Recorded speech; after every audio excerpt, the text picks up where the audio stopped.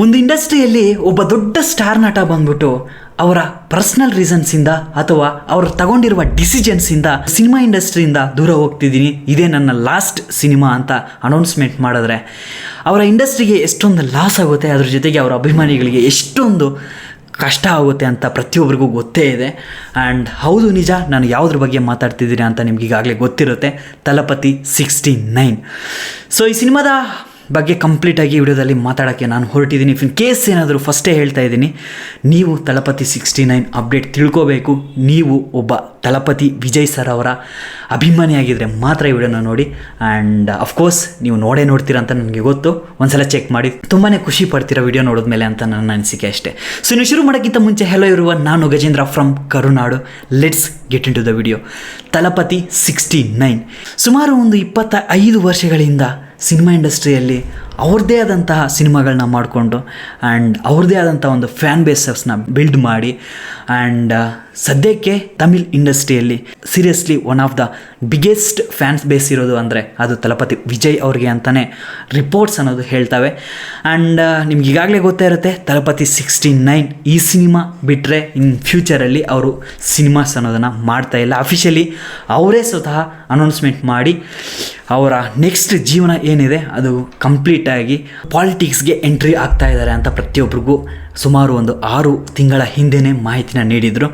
And 68 ವಿಷಯಕ್ಕೆ ಬಂದರೆ the greatest of all time running successfully. And cinema ವಿಷಯಕ್ಕೆ ಬಂದರೆ ಇಟ್ಸ್ ಎನ್ ಅವರೇಜ್ ಸಿನಿಮಾ ಅಂತಲೇ ಮಾಹಿತಿ ಬಂದಿದೆ, but one time watchable, worth for watching ಅಂತಲೂ ಹೇಳ್ಬೋದು. ಸೊ ಇನ್ನೂ ನೋಡಿಲ್ಲ ಅಂದರೆ ನೋಡಿ, ವೈ ಬಿಕಾಸ್ ಈ ಸದ್ಯಕ್ಕೆ ಈ ಸಿನಿಮಾ ರಿಲೀಸ್ ಆಗಿದೆ, ಇನ್ನೊಂದು ಸಿನಿಮಾ ರಿಲೀಸ್ ಆಗ್ತಾ ಇದೆ. ಸೊ ಇದನ್ನು ಸೈಡ್ಗಿಟ್ಟು ತಲಪತಿ 69 ವಿಷಯಕ್ಕೆ ಬಂದ್ಬಿಡೋಣ. 69 ವಿಷಯಕ್ಕೆ ಬಂದರೆ ನಮ್ಮ ಕನ್ನಡದ ಹೆಮ್ಮೆಯ KVN ಪ್ರೊಡಕ್ಷನ್ ಹೌಸ್ ಕಡೆಯಿಂದ ಸಿನಿಮಾನ ಪ್ರೊಡ್ಯೂಸ್ ಮಾಡ್ತಿದ್ದಾರೆ. ಆ್ಯಂಡ್ ಈಗ ಸದ್ಯಕ್ಕೆ ಸಿನಿಮಾಗೆ ರೆಮ್ಯುನರೇಷನ್ ಎಷ್ಟು ಕೊಡ್ತಿದ್ದಾರೆ ಅಂತ ಗೊತ್ತಾ? 275 ಕೋಟಿ ತಲಪತಿ ವಿಜಯ್ ಅವರ ಲಾಸ್ಟ್ ಸಿನಿಮಾಗೆ ಅವರ ರೆಮ್ಯುನರೇಷನ್ ಅಂತ ಪಿಂಕ್ವಿಲ್ ಅವರು ಅನೌನ್ಸ್ಮೆಂಟ್ ಮಾಡಿದ್ದಾರೆ. ಅನೌನ್ಸ್ಮೆಂಟ್ ಇನ್ ದ ಸೆನ್ಸ್ ಅವರು ಅವರ ಇನ್ಸ್ಟಾಗ್ರಾಮ್ ಪುಟದಲ್ಲಿ ಹಾಕಿದ್ದಾರೆ, ಅಂದರೆ ಇಟ್ಸ್ ಅಫಿಷಿಯಲಿ ಅಂತಲೇ ಹೇಳ್ಬೋದು.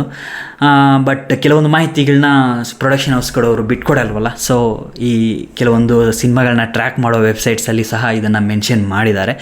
ಸೊ ಇದನ್ನು ಡೈರೆಕ್ಷನ್ ಮಾಡ್ತಿರೋದು ಬಂದ್ಬಿಟ್ಟು H. ವಿನೋದ್ ಅವರು. ಇವರು ಒಂದು 9ರಿಂದ 10 ಸಿನಿಮಾಗಳಲ್ಲಿ ವರ್ಕ್ ಮಾಡಿದ್ದಾರೆ and is A good director ಅಂತ ಪ್ರತಿಯೊಬ್ಬರಿಗೂ ಗೊತ್ತೇ ಇದೆ. ಸೊ ಇವರ ರೀಸೆಂಟ್ ಇಂಟರ್ವ್ಯೂ ನೋಡೋದಾದರೆ ಖಂಡಿತವಾಗ್ಲೂ ತಲಪತಿ ವಿಜಯ್ ಅವರ ಫ್ಯಾನ್ಸ್ಗೋಸ್ಕರನೇ ಈ ಸಿನಿಮಾನ ಮಾಡ್ತಾಯಿದ್ದೀನಿ. ಯಾವುದೇ ಒಂದು ಪಾಲಿಟಿಕ್ಸ್ ಬಗ್ಗೆ ನಾನು ಸಿನಿಮಾನ ಮಾಡ್ತಿಲ್ಲ. ಪಾಲಿಟಿಕ್ಸ್ ಸ್ವಲ್ಪ ಇರಬಹುದು, ಬಟ್ ಕಂಪ್ಲೀಟ್ಲಿ ಪಾಲಿಟಿಕ್ಸ್ಗೆ ನಾನು ಮಾಡ್ತಿಲ್ಲ. ಈವನ್ ತಲಪತಿ ವಿಜಯ್ ಸರ್ ಅವರೇ ಹೇಳಿದ್ದಾರೆ, ನನ್ನ ಸಿನಿಮಾನ ಪ್ರತಿಯೊಬ್ಬರೂ ಯಾವುದೇ ಒಂದು ಕ್ಯಾಟಗರಿ ತಗೊಂಡ್ರು, ಈವನ್ ಪಾಲಿಟಿಕ್ಸ್ ಅವರಲ್ಲಿ ಇರೋರು ಸಹ ನೋಡ್ತಾರೆ, ಈವನ್ ಚಿಲ್ಡ್ರನ್ಸ್ ನೋಡ್ತಾರೆ, ಫ್ಯಾಮ್ಲೀಸ್ ಕೂತ್ಕೊಂಡು ನೋಡ್ತಾರೆ. ಸೊ ಎಲ್ಲರೂ ನೋಡೋ ರೀತಿ ಒಂದು ಸಿನಿಮಾನ ಮಾಡಿ ಅಂತ ಹೇಳ್ಕೊಂಡಿರುವ ಕಾರಣದಿಂದ ಸೊ ಎಲ್ಲ ಮಿಕ್ಸ್ ಚೆನ್ನಾಗಿ ಅಭಿಮಾನಿಗಳಿಗೆ ಬೇಕಾದಂಥ ಒಂದು ಸಿನಿಮಾನ ಮಾಡ್ತೀನಿ ಅಂತ ಪ್ರಾಮಿಸ್ ಮಾಡಿದ್ದಾರೆ. ಪ್ರಾಮಿಸ್ ಇನ್ ದ ಸೆನ್ಸ್ ಅವರ ಇಂಟರ್ವ್ಯೂದಲ್ಲಿ ಮಾಹಿತಿನ ನೀಡಿದ್ದಾರೆ.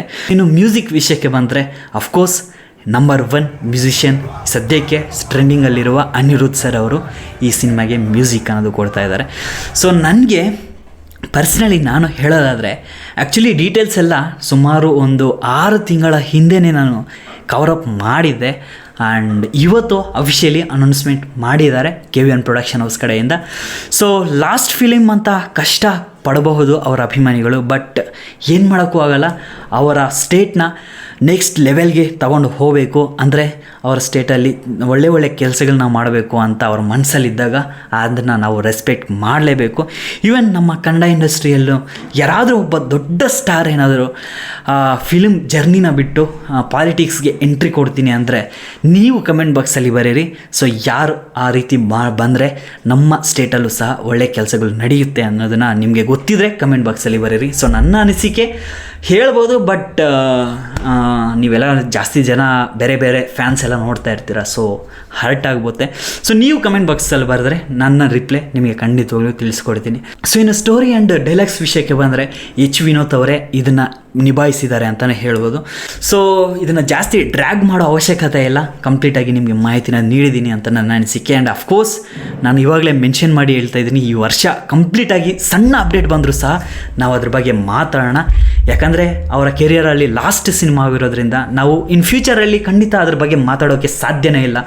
ಏನೋ ಯಾರಾದರೂ ನಮ್ಮ ಫ್ರೆಂಡ್ಸ್ ಸಿಕ್ಕಾಗ ನಾವು ನಾರ್ಮಲಾಗಿ ಟಾಕ್ ಬಂದಾಗ ಸೊ ಅವಾಗ ಹೇಳ್ಬೋದು ತಲಪತಿ ವಿಜಯ್ ಸರ್ ಅವರು ಇದ್ದಾರಲ್ವ, ಸೊ ಅವ್ರ ಸಿನಿಮಾಗಳನ್ನ ನೋಡಿದೆ. ಆ್ಯಂಡ್ ನಮ್ಮ ಮಕ್ಕಳಿಗೂ ಸಹ ಹೇಳ್ಬೋದೇನೋ ಫ್ಯೂಚರಲ್ಲಿ. ಸೊ ಈ ರೀತಿ ಒಬ್ಬ ದೊಡ್ಡ ನಟರು ಸಿನಿಮಾ ಇಂಡಸ್ಟ್ರಿಯಿಂದ ಬಿಟ್ಟು ಅವರು ಪಾಲಿಟಿಕ್ಸ್ಗೆ ಎಂಟ್ರಿ ಆದರು, ಅವರ ಸಿನಿಮಾಗಳಿಗೆ ಜಾಸ್ತಿ ಜನನೇ ಅಭಿಮಾನಿಗಳಿದ್ರು ಅಂತ ಹೇಳ್ಕೊಬೋದು ಅಷ್ಟೇ. ಸೊ ಅದರಿಂದ ನಾನು ಒಂದು ಡಿಸೈಡ್ ಮಾಡಿದ್ದೀನಿ, ಪ್ರತಿಯೊಂದು ಸಣ್ಣ ಅಪ್ಡೇಟ್ ಬಂದರೂ ಸಹ ಅವರದ್ದು ಕವರಪ್ ಮಾಡೋಣ ಅಂತ ನನ್ನ ಅನಿಸಿಕೆ ಅಷ್ಟೇ. ಸೊ ನಿಮ್ಮ ಅನಿಸಿಕೆನೂ ತಿಳಿಸಿ. ಆ್ಯಂಡ್ ನಿಮಗೆ ಹೇಳ್ದಂಗೆ ಯಾರು ನಮ್ಮ ಕನ್ನಡ ಇಂಡಸ್ಟ್ರಿಯಲ್ಲಿ ಪಾಲಿಟಿಕ್ಸ್ಗೆ ಎಂಟ್ರಿ ಆದರೆ ಚೆನ್ನಾಗಿರುತ್ತೆ ಅಂತ ಕಮೆಂಟ್ ಬಾಕ್ಸಲ್ಲಿ ಬರೆಯೋದನ್ನು ಮಾತ್ರ ಮರಿಬೇಡಿ ಅಂತ ಹೇಳ್ತಾ ಸೊ ವಿಡಿಯೋನ ಮುಗಿಸ್ತಾ ಇದ್ದೀನಿ.